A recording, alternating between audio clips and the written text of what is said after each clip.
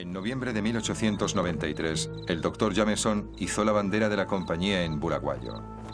Ahora Rhodes tenía el control absoluto sobre un vasto territorio que se llamaría Rhodesia. Es evidente que los blancos han vencido en la lucha por la existencia. Y de la raza blanca, los hombres de habla inglesa han demostrado ser los instrumentos más indicados del plan divino para extender la justicia, la libertad y la paz por la mayor superficie posible del planeta. Por ello, dedicaré el resto de mi vida al propósito de Dios y le ayudaré a conseguir que el mundo sea inglés.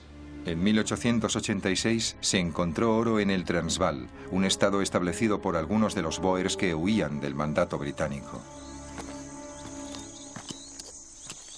Rhodes temía que los Boers del Transvaal, enriquecidos por los beneficios de las minas de oro, fueran un obstáculo para sus planes.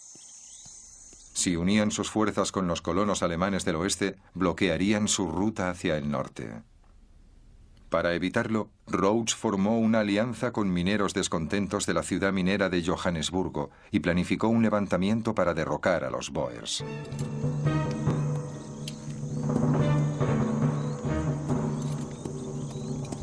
La prometida revuelta no se materializó, pero Jameson continuó con el plan.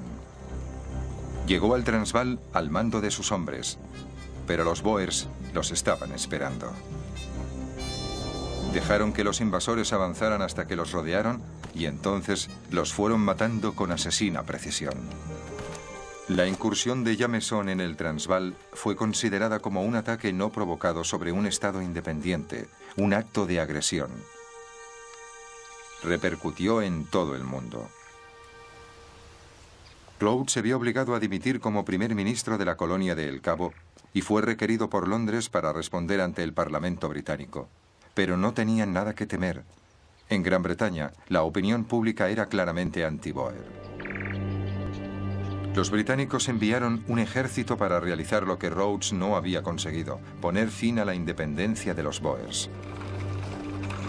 La guerra de los Boers empezó un año después del jubileo de la reina. Los británicos creían que sería una campaña breve y gloriosa, pero los Boers estaban bien armados. Los británicos fueron a la guerra en Sudáfrica muy mal preparados para ese tipo de contienda. La mayoría de los generales que lucharon contra los Boers estaban acostumbrados a un enemigo que luchaba con lanzas. Fue una sorpresa para ellos. Hubo casos en los que se rindieron. La gente no podía soportarlo más. Tiraban las armas y echaban a correr. Hubo gritos de cobardía. Los británicos incrementaron el esfuerzo de guerra. Enviaron 250.000 de soldados al sur de África. Lentamente, la marea fue en contra de los Boers. Los ejércitos Boers fueron derrotados, pero sus jóvenes comandos continuaron con una guerra de guerrillas. Como represalia, el comandante en jefe, el general Kitchener, inició una guerra de agotamiento, quemando alquerías y reuniendo a mujeres y niños. Los internó en los primeros campos de concentración.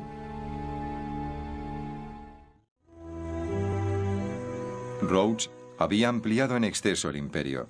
Las repúblicas Boers que él había obligado a Gran Bretaña a conquistar pronto obtuvieron la independencia. Su espíritu agresivo sería reemplazado por un liberalismo gladstoniano. Los ideales que el príncipe Alberto había inculcado en Victoria en los primeros años de su reinado demostraron al final ser más duraderos que el duro imperialismo de sus últimas décadas.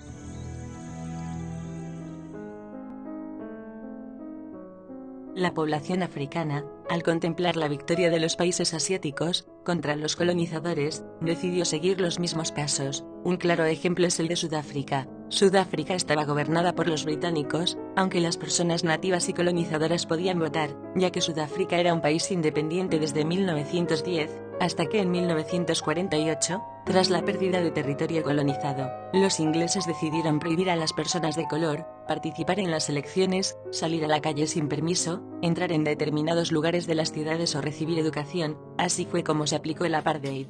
Entre 1914 y 1936 se estableció en Egipto un protectorado británico.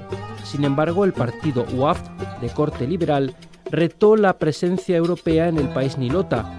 hasta el punto de forzar a Londres al establecimiento de una monarquía constitucional en Egipto. Tras la Segunda Guerra Mundial, y debido en gran parte al apoyo logístico ofrecido a Gran Bretaña durante la contienda, se fue extendiendo un estado de opinión antimonárquico en todo el país. Farouk I fue, en consecuencia, la primera corona real del mundo árabe en caer por los suelos.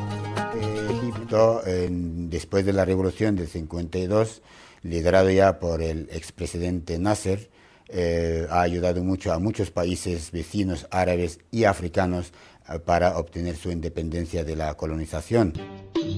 Nasser pretendió ser encandilado por la figura de Atatürk, el segundo gran reformador del Egipto moderno.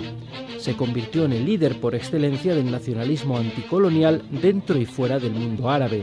De ahí que su programa de gobierno fuera bautizado como socialismo árabe.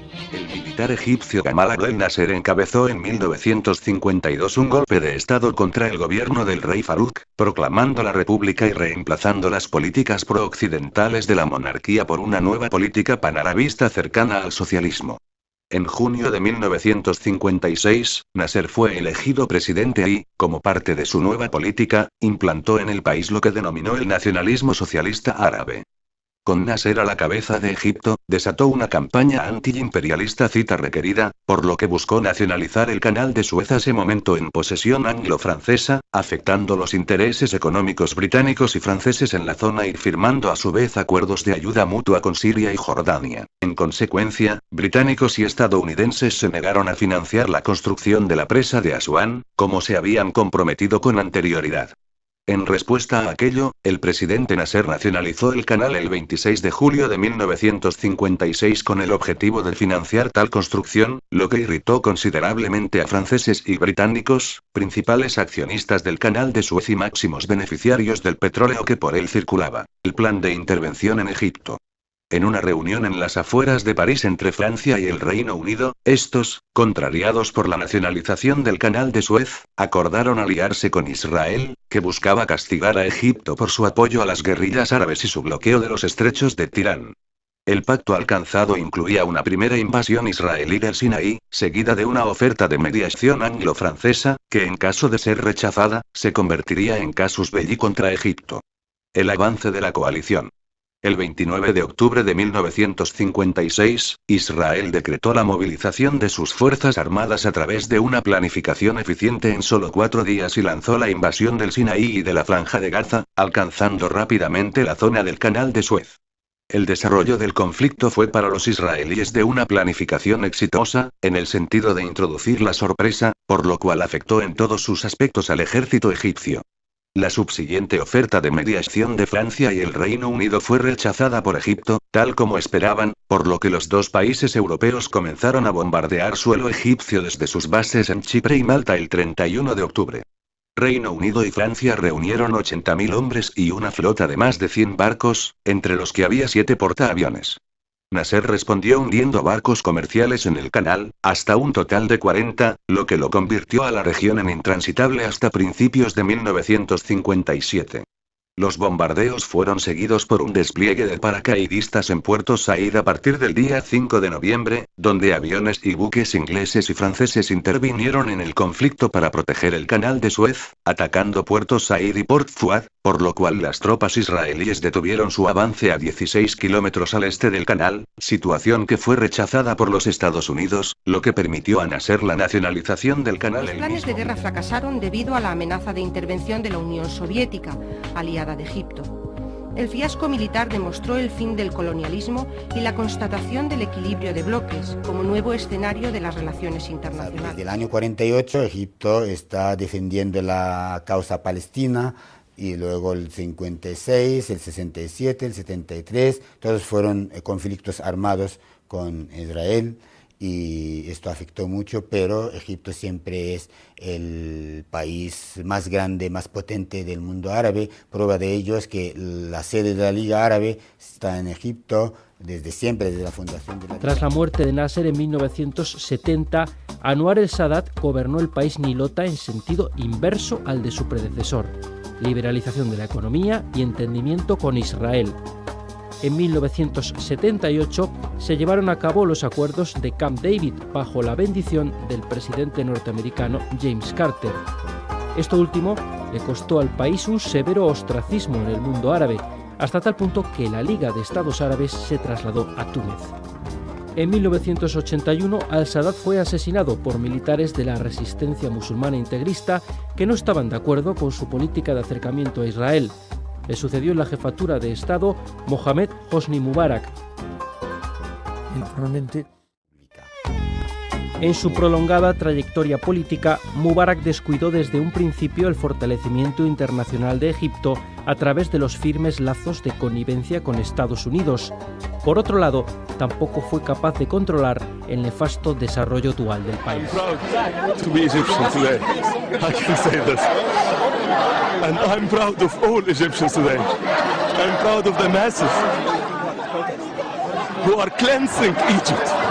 Of the dirt, of the criminals who have been oppressing us. I'm proud of all the Egyptians who are cleansing themselves of all remnants of fear. I'm proud of the Egyptian people and of the masses who collectively and singly have raised their head up high, and no one will bring it down again. El pueblo de Egipto ha hablado, su voz ha sido escuchada, y Egipto nunca volverá a ser el mismo. Al dimitir, el presidente Mubarak ha respondido a la voluntad de cambio del pueblo egipcio. Pero aquí no termina la transición de Egipto. Aquí es donde empieza. I had hoped, against all hope, to happen in my lifetime. And I had hoped, and I think with millions of people, that our children will live in a more human society.